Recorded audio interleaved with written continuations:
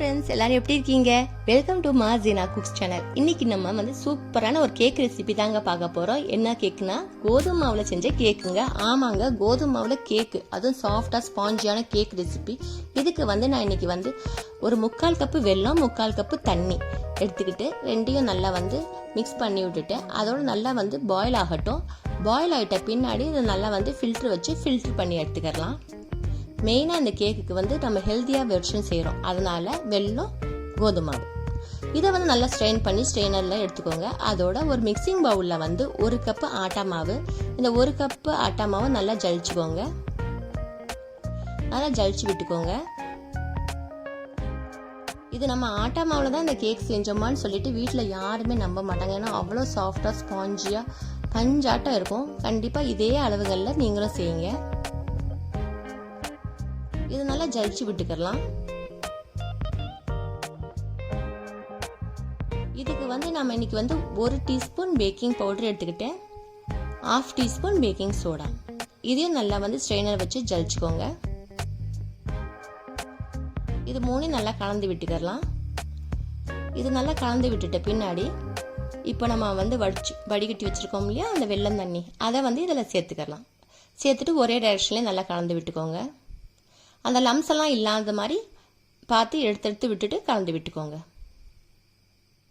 கரெக்டாக இருக்கும். இந்த வெல்லம் தண்ணியும் இந்த மாவுக்கும் கரெக்டான ரேஷியோ நான் சொல்லியிருக்கிறது. இதே அளவுகளில் செஞ்சு பாருங்க.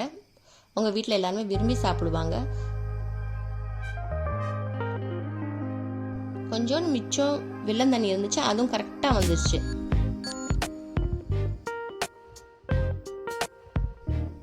கரெக்டாக இருக்கும் இந்த பேட்டருக்கு இந்த அளவுங்களில். அதே நான் ஊற்றிக்கிட்டேன், பார்த்தீங்கன்னா கரெக்டாக வந்துருச்சு.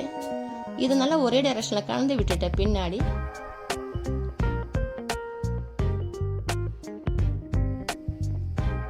ஒரு 1/4 கப்பு ரீஃபைண்ட் ஆயில், வாசனை இல்லாத எண்ணெயை எடுத்துக்கோங்க, 1/4 கப்பு. அப்படி இல்லாட்டிக்கு மெல்டட் பட்டர் இருக்கும் இல்லையா, அது கூட போட்டுக்கலாம், நல்லா இருக்கும்.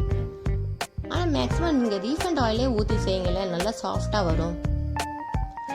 இது நல்லா ஒரே டைரக்ஷனில் கலந்து விட்டுட்டு இன்னைக்கு நான் வந்து வெண்ணிலா எசன்ஸ் எடுத்திருக்கேன். ஒரு 1/2 டீஸ்பூன் வெண்ணிலா எசன்ஸை கலந்துக்கிட்டேன். அப்படி நம்ம வீட்டில் எசன்ஸ் இல்லாட்டிக்கு ஒன்றும் பிரச்சனை இல்லை, நம்ம ஏலக்காய் பொடி இருக்கவே இருக்கும், அதை வந்து இதில் சேர்த்து கலந்துக்கலாம்.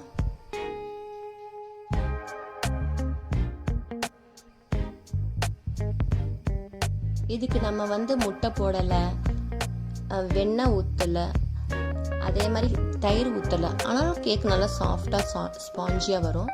இது வந்து இதுக்கு வந்து நம்ம வந்து இந்த கேக் டின்ல வந்து ஏற்கனவே நான் வந்து எண்ணெய் தடவி பேப்பர் போட்டு வச்சுக்கிட்டு இந்த மாவை ஊற்றிக்கிடலாம். ஊற்றிட்டு ஒரு 2 வாட்டி டேப் பண்ணி விட்டுட்டு குக்கரை வந்து ஒரு 5 நிமிஷத்துக்கு முன்னாடி ப்ரீ ஹீட் பண்ணி வச்சுட்டேன். ஒரு 15 நிமிஷம் கழித்து வீட்டில் ஏதாவது ட்ரை நட்ஸ் இருக்கும் இல்லையா, பாதாம், பிஸ்தா ஏதாவது இருந்துச்சுன்னா இன்னைக்கு பாதாமை வந்து குட்டி குட்டியாக நறுக்கிட்டு அது மேலே தூவி விட்டுக்கிட்டேன். ஒரு 15 நிமிஷம் கரெக்டாக. அதுக்கடுத்து ஒரு 10 நிமிஷத்துலேயே பேக் ஆயிரும் பாருங்க. மொத்தம் டோட்டல் டைமிங் வந்து 25 மினிட்ஸ்லேயே பேக் ஆயிடுச்சு. லோ ஃப்ளேம்லேயே வச்சு பேக் பண்ணுங்க, ஹை ஃப்ளேமில் வச்சிடாதீங்க எப்போவுமே. அதோட எடுத்துட்டு ஒரு கவர் போட்டு மூடி வச்சுட்டேன். அதுவும் நல்லா கூல் டவுன் ஆகிட்ட பின்னாடி ஓரங்களெல்லாம் வந்து நைஃப் வச்சு எடுத்து விட்டுட்டேன்.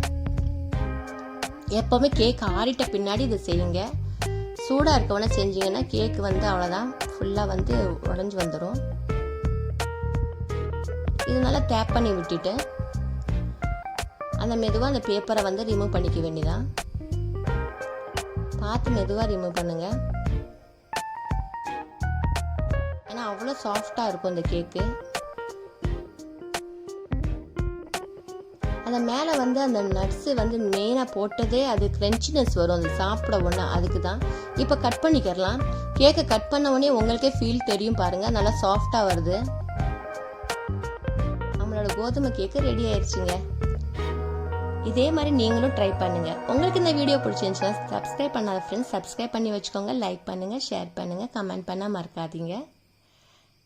தேங்க்ஸ் ஃபார் வாட்சிங் அண்ட் டேக் கேர். டாடா, bye bye. Have a nice